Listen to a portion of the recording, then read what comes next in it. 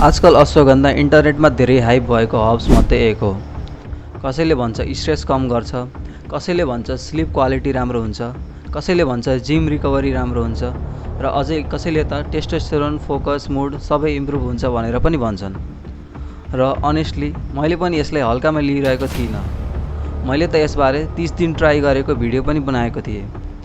तर त्यो एक्सपेरिमेन्ट पछि रिसर्च गर्दै जाँदा एउटा धेरै इन्ट्रेस्टिङ कुरा भेटियो।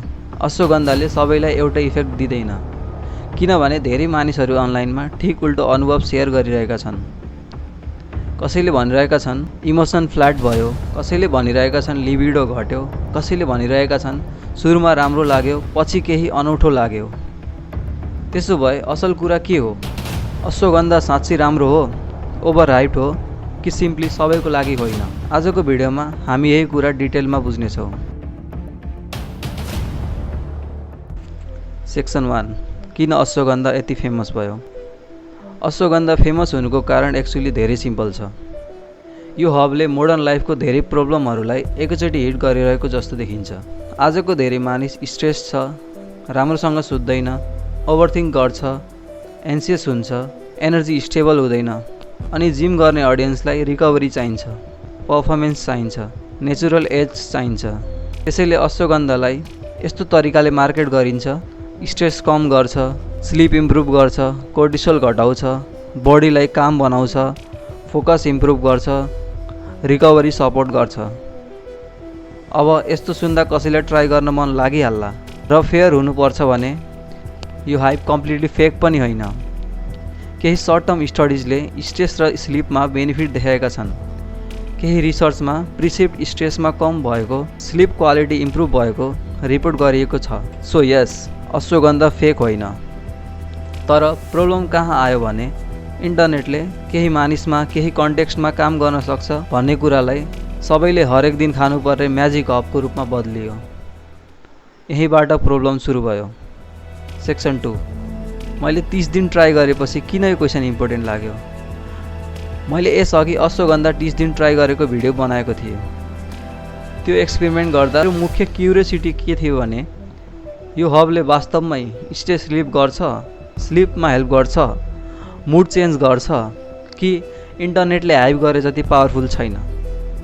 तर त्यो एक्सपेरिमेन्ट पछि अर्को ठुलो क्वेसन आयो।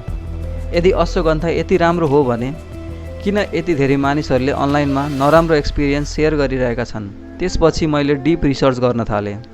स्टडिज हेरेँ, मेडिकल कन्सर्न्स हेरेँ, अनलाइन एन्टिकोडल प्याटर्न हेरेँ, मान्छेहरू बारम्बार के कम्प्लेन गरिरहेका छन् त्यो अब्जर्भ गरेँ र त्यहाँ एउटा प्याटर्न बारम्बार देखियो।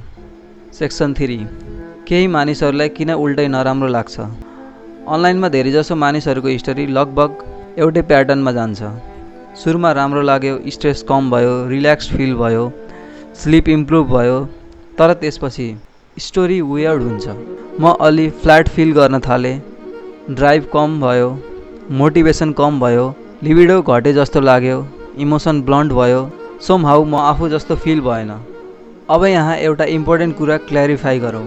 अनलाइन एनेक्डोट भनेको फाइनल साइन्टिफिक प्रुफ होइन, किनकि प्रोडक्ट क्वालिटी फरक हुनसक्छ, डोज फरक हुनसक्छ, मानिसले अर्को सप्लिमेन्ट पनि खाइरहेको हुनसक्छ, स्लिप र डाइट पहिलेदेखि नै खराब हुनसक्छ, प्लेसिबो या नोसिबो इफेक्ट पनि हुनसक्छ। त्यसैले हर नेगेटिभ स्टोरीलाई डाइरेक्टली ट्रुथ मात्र भन्न मिल्दैन। तर एउटा कुराको कम्प्लेन बारम्बार रिपिट भइरहेको छ भने त्यो प्याटर्नलाई इग्नोर गर्न पनि मिल्दैन। कारण नम्बर 1, गलत एक्सपेक्टेसन। धेरै मानिसहरूले अश्वगन्धालाई स्ट्रेस म्यानेजमेन्टका लागि भन्दा पनि ट्रेन्ड फलो गरेर खान थाल्छन्। जिम अडियन्सले टेस्टोस्टेरोन बढ्ला भनेर खान्छ, कसैले अल्फा फिल हुन्छ भनेर खान्छ, कसैले सबैले खाइरहेका छन् म पनि खाऊ भनेर खान्छ। तर कुनै चिजले तिमीलाई कामर बनाउँछ भने त्यो इफेक्ट सबैलाई बेटर फिल नहुन सक्छ। केही मानिसको लागि काम इक्वल टु रिलिफ र केही मानिसहरूको लागि काम इक्वल टु फ्ल्याटनेस। यो इम्पोर्टेन्ट डिस्टिङसन हो।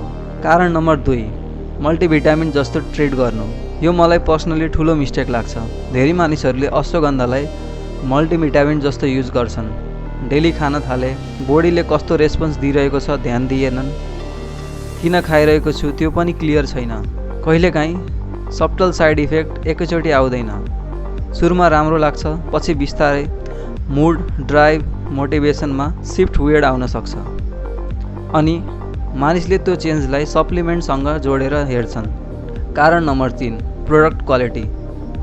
सबै अश्वगन्धा एउटै हुँदैन। यो कुरा धेरै मानिस अन्डर एस्टिमेट गर्छन्। डिफ्रेन्ट एक्सट्र्याक्ट्स हुन्छन्, डिफ्रेन्ट फर्मुलेसन हुन्छ, स्ट्यान्डर्डाइजेसन फरक हुन्छ, क्वालिटी कन्ट्रोल फरक हुन्छ। अनि सप्लिमेन्ट इन्डस्ट्रीमा लेबलमा जे छ त्यो क्वालिटीमा पनि एक्ज्याक्ट त्यही छ भन्ने ग्यारेन्टी सधैँ हुँदैन। कसैले कहिलेकाहीँ प्रब्लम प्योर हब मात्र होइन, प्रोडक्ट क्वालिटीमा हुन सक्छ। कारण नम्बर 4, बडी कन्टेक्स्ट मिक्सम्याच। यदि कसैलाई थाइरोइड कन्सर्न छ, लिभर इस्यु छ, मेडिकेसन चलिरहेको छ, बडी सेन्सिटिभिटी हाई छ, अलरेडी लो टेस्टोस्टेरोन स्टेज छ, लो ड्राइभ स्टेट छ, त्यो बडीमा अश्वगन्धा पर्फेक्टली फिट नहुन सक्छ। सोसल मिडियाले यो सबैको लागि राम्रो जस्तो बनाइदिएको छ, तर रियालिटीमा बडी कन्टेक्स्ट म्याटर्स। कारण नम्बर 5, लेस स्ट्रेस र फिलिङ बेटर एउटै कुरा होइन। यो सबैभन्दा इन्ट्रेस्टिङ पोइन्ट हो।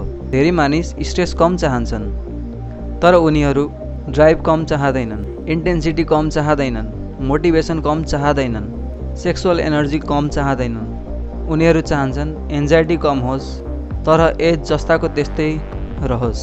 बडीले त्यो पर्फेक्ट स्प्लिट सधैँ दिँदैन। त्यसैले केही मानिसहरूलाई अश्वगन्धाले राहत दिन्छ, अर्को समूहलाई टु काम फिल गराउँछ, अनि केहीलाई नम, फ्ल्याट, वियर्ड फिल गराउन सक्छ। सेक्सन नम्बर 4, साइन्सले के सपोर्ट गर्छ। अब साइन्स साइडबाट ब्यालेन्स पिक्चर हेरौँ। अश्वगन्धामा स्ट्रङ्गेस्ट एभिडेन्स कहाँ छ? सर्ट टर्म एभिडेन्सले सबैभन्दा धेरै सपोर्ट गर्ने एरियाहरू छन् stress, anxiety symptom in some groups, sleep quality, sleep onset, केही पर्फर्मेन्स मार्कर्स। यसको मतलब बेनिफिट पोसिबली छ, तर अब अनसर्टेनिटी कहाँ छ? अनसर्टेनिटी यहाँ धेरै छ। Long term daily use, months वा इयरसम्म खाँदा के हुन्छ? सबैका लागि सेम इफेक्ट आउँछ कि आउँदैन? टेस्टोस्टेरोन र लिबिडो हाइप कति रियल हो? अलरेडी लो स्ट्रेस मानिसमा युज गर्दा कस्तो हुन्छ? एक्ज्याक्ट आइडियल डोज के हो? अर्को इम्पोर्टेन्ट कुरा, रेयर भए पनि लिभर इन्जुरीका रिपोर्ट केस भेटिन्छन्। थाइरोइड कन्सर्नको कुरा पनि आउँछ, जीआई डिस्कम्फोर्ट पनि हुनसक्छ। सो अनेस्ट साइन्टिफिकली पोजिसन के हो भने अश्वगन्धा फेक होइन, तर इन्टरनेटले यसलाई धेरै सिम्पल बनायो र लङ टर्म डेली युजलाई धेरै क्याजुअली नर्मलाइज गरियो।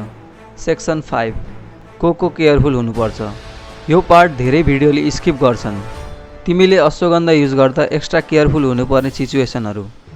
यदि तिमी ट्रेन्ड देखेर क्याजुअल रूपमा खान खोज्दैछौ, यदि तिमी अलरेडी सप्लिमेन्ट स्ट्याक गरिरहेका छौ, यदि तिमीलाई थाइरोइड इस्यु छ, यदि लिभर कन्सर्न छ, यदि मेडिकेसन चलिरहेको छ, स्ट्रेस, एन्जाइटी, स्लिपमा चेन्जेस आइरहेको छ, तर तिमी इग्नोर गर्दैछौ, यदि ऱ्यान्डम अनलाइन प्रोडक्ट किनेर ब्लाइन्डली युज गर्दैछौ, र सबैभन्दा प्र्याक्टिकल रुल, इन्टरनेटले नर्मलाइज बनायो भनेर कुनै सप्लिमेन्ट नर्मल हुँदैन। यदि कुनै चिजले एक्चुअल बायोलोजिकल इफेक्ट दिन्छ भने त्यो ब्लाइन्डली युज गर्न मिल्दैन। Section 6, final verdict.